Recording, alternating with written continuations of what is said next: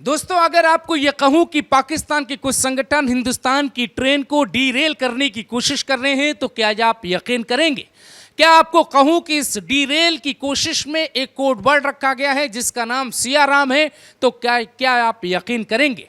अगर आपको कहूं कि एक पाकिस्तानी संगठन का एक ऑडियो कुछ दिनों पहले टेलीग्राम के जरिए वायरल हुआ था, तो क्या आप यकीन करेंगे कि भारत की ट्रेन को डीरेल करने के पीछे का मकसद आखिर पाकिस्तान का क्या हो सकता है?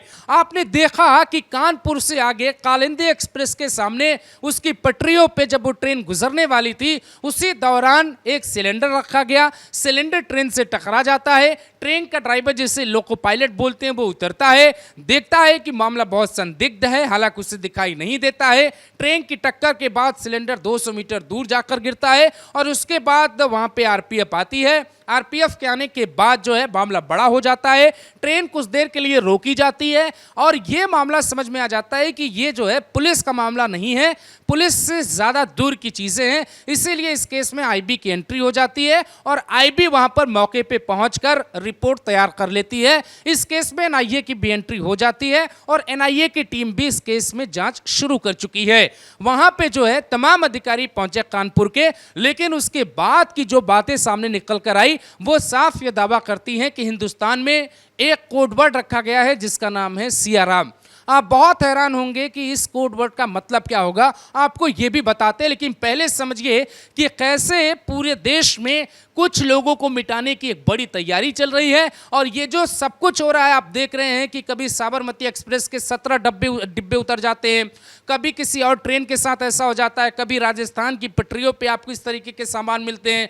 अलीगढ़ में जो है एक व्यक्ति, मुस्लिम लड़का, बाइक का जो टायर चक्का होता है दोस्तों पीछे, वो जो है पूरा रिम के साथ निकाल के वो पटरियों पे रखता है और उससे गिरफ्तार किया जाता है और उससे पूछताछ होती है। उसमें कई जानकारियां निकल कर आती है और आप जब डिटेल में जाएंगे तो जो पाकिस्तानी संगठन है और भारत का जो मोस्ट वांटेड है उसका भी नाम निकलकर सामने आता है। उसका ऑडियो भी आपको सुनवाएंगे कि आखिर उस ऑडियो में उसने कैसे कहा था कि अगर किसी देश को चोट पहुंचानी है तो उसे आर्थिक तौर पे कमजोर करिए, चारों तरफ से घेरिए, ये लड़ाई शुरू करिए। ये कौन लोग हैं जो हिंदुस्तान की रेल को टारगेट कर रहे हैं? महाराष्ट्र में ट्रेन पे पत्थर मारने की घटना हो, यूपी में बार बार ट्रेन को डीरेल करने की घटना हो, राजस्थान की पटरियों पे सामान मिलना हो, अलीगढ़ में वो टायर मिलना हो, ये तमाम वो बातें बताती हैं कि कुछ तो है, कोई तो कोड वर्ड है जो हिंदुस्तान को हिलाने की कोशिश की जा रही है। दुनिया जानती है कि महाकुंभ के दौरान 40 करोड़ से ज्यादा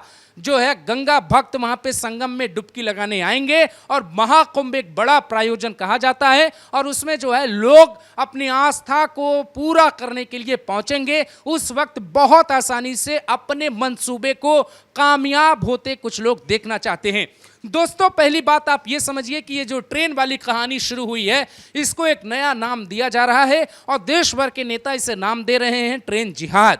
यानी कि ट्रेन के ऊपर हमला बोलना, आम लोगों की जिंदगी को चोट पहुंचाना, आम लोगों की जान लेना और ट्रेन के जरिए सीधे नरेंद्र मोदी को ये मैसेज देना कि अगर तुम मेरी बात नहीं सुनोगे तो हम तुम्हें भी मिटा देंगे। योगी आदित्यनाथ को मैसेज देना कि अगर तुम मेरी बात नहीं सुनोगे तो तुम्हें भी मिटा देंगे।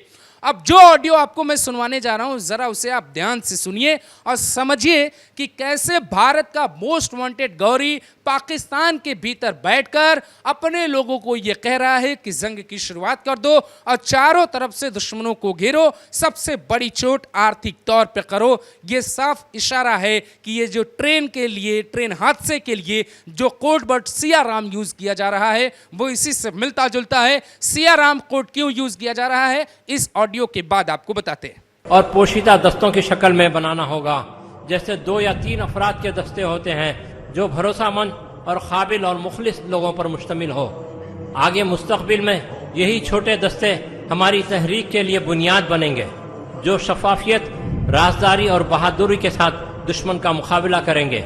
इन दस्तों में मुशावरत के जरिए एक अमीर मुकर्रर करें और उसकी क़ियादत में सारे लोग काम करें, एक दूसरे के मददगार बन जाएं। इस तरह हर दस्ता अपने आप को खुद चलाएगा। यकीनन दुश्मन को आपका ये जाल तोड़ना, आपका ये नेटवर्क तोड़ना तकरीबन नामुमकिन हो जाएगा। इस जंग का एक बहुत अहम पहलू यह है कि दुश्मन को माशी और इक़्तिसादी तौर पर नुकसान पहुंचाए ये जंग का बहुत अहम और बहुत असरअंदाज पहलू है। जिस वक्त लोको पायलट को यह आभास हुआ कि पटरी पे सिलेंडर रखा हुआ है, उसने इमरजेंसी ब्रेक लगाया, लेकिन उसके बावजूद चूंकि ट्रेन की स्पीड उस वक्त 100 के आसपास हुआ करती थी और ट्रेन जो है सिलेंडर से टकरा जाती है। लेकिन उसके बाद जब लोग उतरते हैं और जब वहां पे फोर्स पहुंचती है, कानपुर की लोकल टीम पहुंचती है, खुद एसीपी पहुंचते हैं, तो वो एक चीज देखते हैं कि वहां पर एक मिठाई का डब्बा मिलता है और उस मिठाई के उस थैले में एक सामान रखा होता है जिससे ट्रेन में आग लगाने की कोशिश की जाने वाली थी, लेकिन उनका मंसूबा नाकाम हो गया। उस मिठाई के डब्बे का जो नाम था दोस्तों, वो सियाराम स्वीट्स हाउस था, जो कन्नौज के छिबरामऊ में एक मिठाई की दुकान है, वहाँ का वो थैला था जिस थैले में सामान लेकर ये लोग गए थे, वहाँ पे रखा गया था और बाकायदे इसकी प्लानिंग की गई थी कि सिलेंडर रहेगा और सिलेंडर जो है दोस्तों वो ऑन किया गया था, यानी कि उसका जो नोजल होता है वो हटा दिया गया था। सिलेंडर से गैस निकल रही थी, बगल में एक पेट्रोल की बोतल, माचिस और कुछ बारूद के हिस्से रखे हुए थे। ये तमाम बातें साफ बताती हैं कि जो मिठाई की दुकान से जो उसका थैला लिया गया वो इसलिए लिया गया कि ये कोड वर्ड होगा और कोड वर्ड बताने के लिए अपने आका को कि सियाराम कोड, यानी कि आप समझिए कि इतनी बड़ी घटना पे क्या आरोपी अपने पीछे सबूत छोड़ सकते हैं? ये बहुत बड़ा सवाल है। जो लोग इतनी बड़ी साजिश रच रहे हैं कि एक सिलेंडर वहां पे ले जाके रख रहे हैं, 9 से 10 लोगों के शामिल होने की खबर है, क्या वो लोग इतने बेवकूफ़ हो सकते हैं कि वो एक मिठाई की दुकान से जिसका नाम सियाराम स्वीट्स हाउस है, वहां से थैला लेकर आए और उस अपनी घटनास्थल पे पुलिस के लिए सुराग छोड़कर जाएं?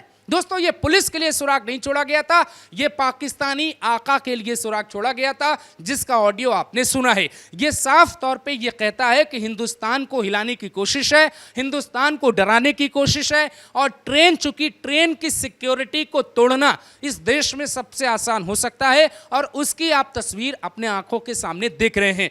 चूंकि भारत में जो रेलवे लाइन है वो बहुत बड़ी है और आमतौर पे अगर आप समझिए तो इसकी सुरक्षा करना हाल फिलहाल के वर्षों में बहुत आसान नहीं है। जम्मू कश्मीर के बॉर्डर पे टाइट सिक्योरिटी है, इसीलिए अब नए नए तरीके ईजाद किए जा रहे हैं, जिसमें ये नया तरीका ट्रेन जिहाद है।